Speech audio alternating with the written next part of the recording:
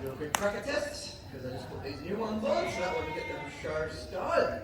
Anyway, guys, hope you guys are enjoying your time here. Looks like the weather's cleared up pretty well after all the rain we had. Anyway, my name is Farmer Logan, and today I'll be showing you guys what we use these for on our farm here. Now, because obviously you guys look at it, it looks pretty iconic. This is obviously a type of whip. Now, there's lots of different types of whips, all for their own certain purposes.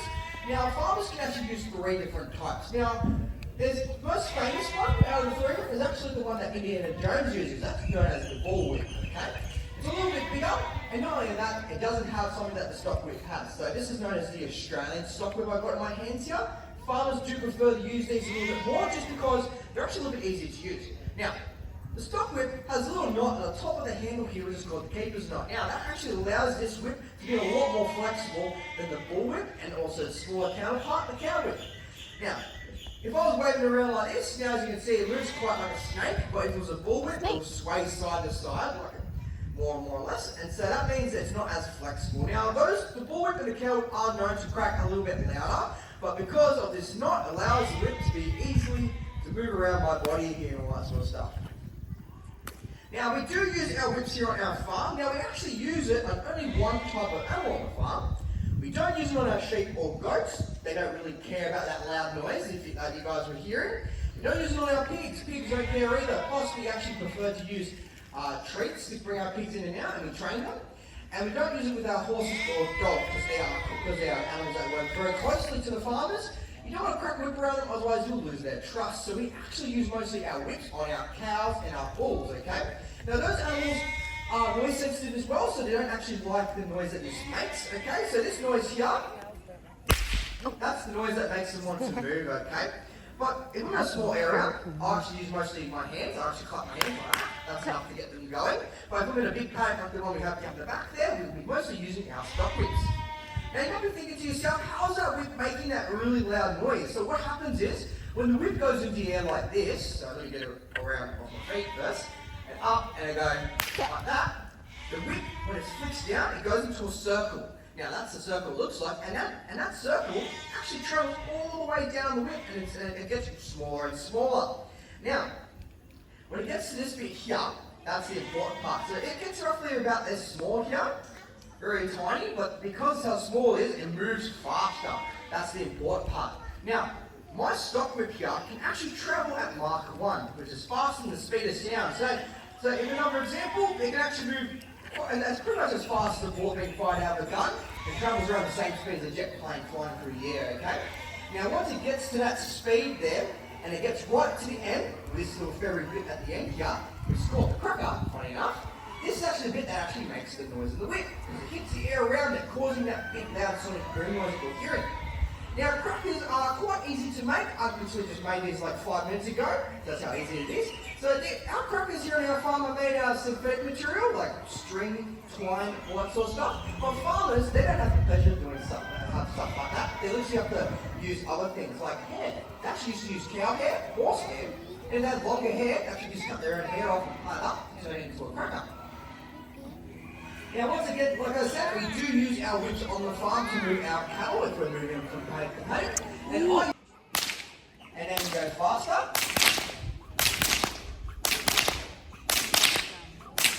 And continuously.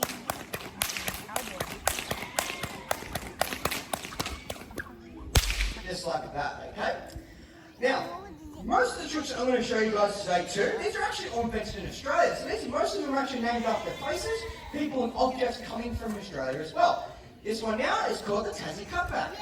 Now with this trick, what you're going to do is you do a stock whip crack over your head, you flick the whip behind your back, and you crack behind your back. Just like this, over the top, behind the back.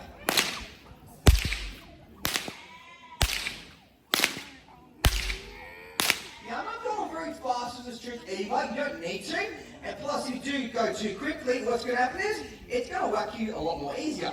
So I like doing a slower pace most of the time. Because you're doing a slower pace, you can actually add cracks to it, okay? So you can do more than 2. So I've been doing about 4 at this point in time, still working on 5 and 6. So I'm going to show you guys 4 cracks in it, okay?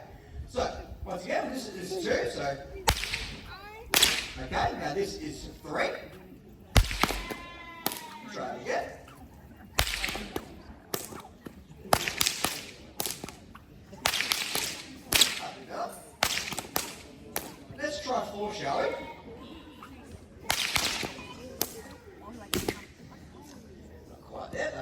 another try.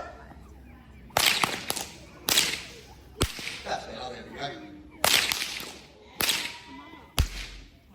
That's it, better. Just stretch my arm a bit. Just like that. Okay. Alright. Now that's pretty much most of the tricks that I can do with just one whip, but it's time to bring out the second whip now, okay? Alright, so, you might be looking at my whips here. These look a little bit different than the ones you used to see on TV and media and stuff like that. Now these whips are known as a paracord stock whip, okay? Now the material that it's made of is actually quite similar. In fact, it's exactly the same as the rope material that's made out of it. So you guys know when people go skydiving and they pull the parachute. So there's a rope that attaches to the parachute to their harness. This is actually made of that same rope. Now paracord is quite a good material because it lasts a very long time, long as you look after it, and plus it's weatherproof. So you can actually keep these outside. You just need to clean them every now and then, and they work fine. Now, then you can go, these are like the mid-range price, but you can go even cheaper with these ones here. These ones are literally made out of wood, rope, and plastic and duct tape. So these are the cheaper ones that we have here on our farm. But then when you go, if you want to have a bit more expensive taste, you can actually I'm actually going to angle it this way because the noise does travel quite a bit that direction. So you want to do it at the same time. So up and then what you want to do is you can do one before the other. So that way you know it's cracking correctly. And you might be noticing I'm not really putting too much force. I'm actually mostly using my wrist. That's the important part when you crack the whip. You don't want to use your whole forearm because your forearm gets quite tight. So you want to try and flick with your wrist, okay? That's just enough to actually get the crack because it allows the circle, like I mentioned beforehand, to form properly. And another way you can actually perform this, making sure you do it properly, is the double stock. So over the head,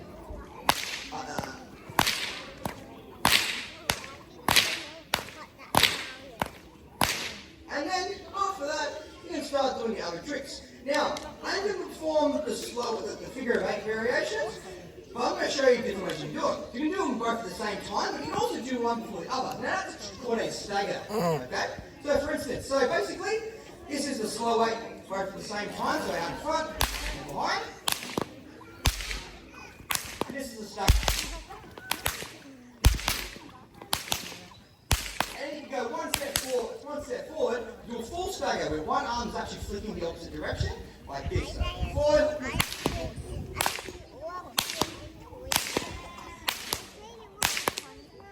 That's a full stagger, this one. And then we'll go back to the stagger trick. So this now is the fast version. Now we'll stagger that.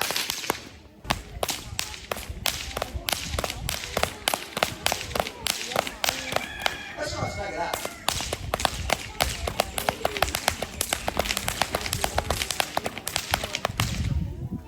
Just like that, guys. So there's the figure 8 variation. Okay, now it is time for the other 2 tricks I'm going to show you. But I'm actually going to... That's probably the best I can do. And when you get better too, so you want to know... Go. Good work, you did it. Alright, go by yourself. Okay, so come stand right in front of me here, and you're going to hold it with your hand here, okay? You a bit itchy there, that's alright. Are you ready? So we'll flick it right back. You ready? 3, 2, so go right up in the air and down. Good, ready? Do it again. So up, down. Good, ready? Up, down. Well done, very good. Awesome job. Can I have a turn? Of course you can have a turn. Did you enjoy cracking the whip? Yes? Did you have a turn too? Yeah. You can grab the other red one if you want. Sweet. Just make sure you put your glasses on. They're on. Perfect. And I'll get you to wear these ones too.